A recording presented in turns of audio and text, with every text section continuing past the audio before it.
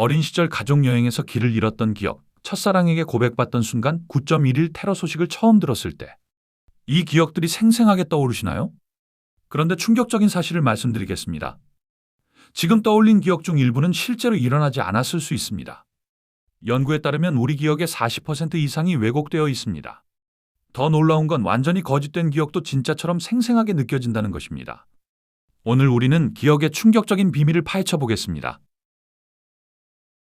우리는 기억이 비디오 카메라처럼 작동한다고 생각합니다. 경험을 녹화하고 필요할 때 재생한다고요? 하지만 뇌과학자들은 완전히 다른 사실을 발견했습니다. 기억은 저장되는 것이 아니라 떠올릴 때마다 새롭게 재구성됩니다. 마치 매번 새로 쓰는 소설과 같습니다. 기억을 떠올릴 때 뇌는 흩어진 조각들을 모아 그럴듯한 이야기로 엮습니다. 이 과정에서 빈 곳은 추측으로 채워지고 나중에 얻은 정보가 섞여 들어가며 감정 상태에 따라 색깔이 바뀝니다. 여러분이 어제 점심 뭘 먹었는지 떠올려 보세요. 그 기억 정말 정확할까요? 1990년대 심리학자 엘리자베스 로프터스는 역사적인 실험을 진행했습니다. 참가자들에게 어린 시절 경험했다는 4가지 이야기를 들려주었습니다. 3가지는 가족에게 확인한 실제 경험이었고, 하나는 완전히 지어낸 이야기였습니다. 5살 때 쇼핑몰에서 길을 잃고 울다가 노인에게 구조되었다는 내용이었죠. 결과는 충격적이었습니다. 참가자의 25%가 이 가짜 기억을 진짜로 받아들였습니다. 더 놀라운 건 인터뷰를 거듭할수록 기억이 더 생생해졌다는 것입니다. 노인의 얼굴, 쇼핑몰의 냄새까지 구체적으로 묘사했습니다. 존재하지 않는 경험을요. 9.11 테러, 세월호 참사, 코로나 첫 확진자 발표. 이런 충격적인 순간을 어디서 어떻게 들었는지 생생하게 기억하시나요? 이것을 플래시벌브 기억이라고 합니다. 카메라 플래시처럼 그 순간이 완벽하게 찍혔다고 느끼는 것이죠. 하지만 연구 결과는 다릅니다. 9.11 테러 직후와 3년 후 같은 사람들의 기억을 비교했습니다. 놀랍게도 기억의 40% 이상이 변해 있었습니다. 그런데 더 충격적인 건 참가자들은 자신의 기억이 바뀌었다는 것을 전혀 인지하지 못했습니다. 바뀐 기억을 100% 확신했습니다. 감정적 확신과 기억의 정확성은 완전히 별개입니다.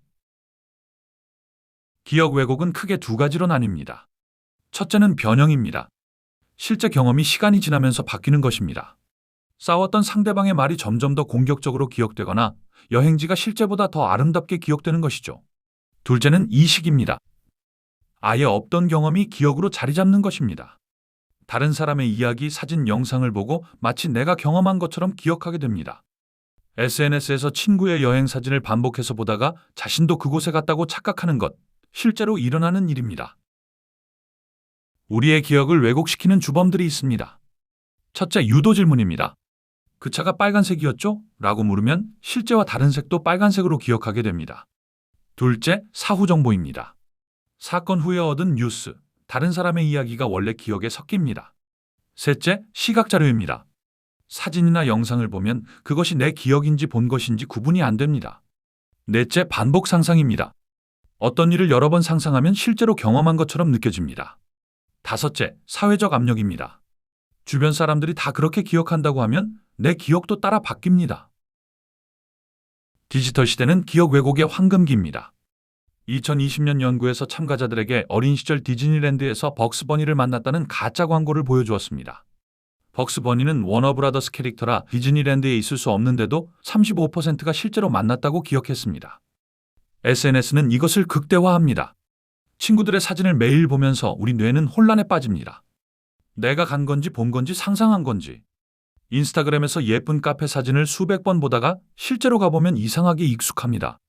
이미 기억에 자리 잡았기 때문입니다. 기억 왜곡의 가장 무서운 결과는 법정에서 나타납니다. 미국에서 DNA 증거로 무죄가 밝혀진 사건들을 분석했더니 잘못된 유죄 판결의 70% 이상이 목격자의 잘못된 기억 때문이었습니다. 목격자들은 거짓말을 한 게 아닙니다. 진심으로 확신했습니다. 하지만 그 확신은 왜곡된 기억에 기반한 것이었죠. 경찰의 유도 질문, 용의자 사진 노출, 반복된 진술 과정에서 기억은 조금씩 변형됩니다. 그리고 법정에 설 때쯤이면 목격자 본인도 원래 기억과 바뀐 기억을 구분할 수 없습니다. 엘리자베스 로프터스 박사는 이렇게 말했습니다. 기억은 위키피디아 페이지와 같다. 당신이 편집할 수 있고 다른 사람도 편집할 수 있다. 우리의 기억은 개인 소유물이 아닙니다. 우리가 만난 사람들, 읽은 글, 본 영상, 들은 이야기가 모두 편집자로 참여합니다. 그리고 그 편집 이력은 남지 않습니다. 이것이 무섭기만 한 걸까요? 어쩌면 이것은 우리 뇌의 생존 전략일 수 있습니다. 정확한 기록보다 의미 있는 이야기를 만드는 것. 과거를 재해석해서 현재를 살아갈 힘을 얻는 것. 기억의 유연성은 인간의 회복력이기도 합니다. 오늘 우리는 기억이 얼마나 쉽게 왜곡되는지 알아보았습니다. 이제 내 기억은 확실해라는 말은 조심해서 하시게 될 겁니다. 중요한 것은 의심하되 겸손하게, 기록하되 유연하게.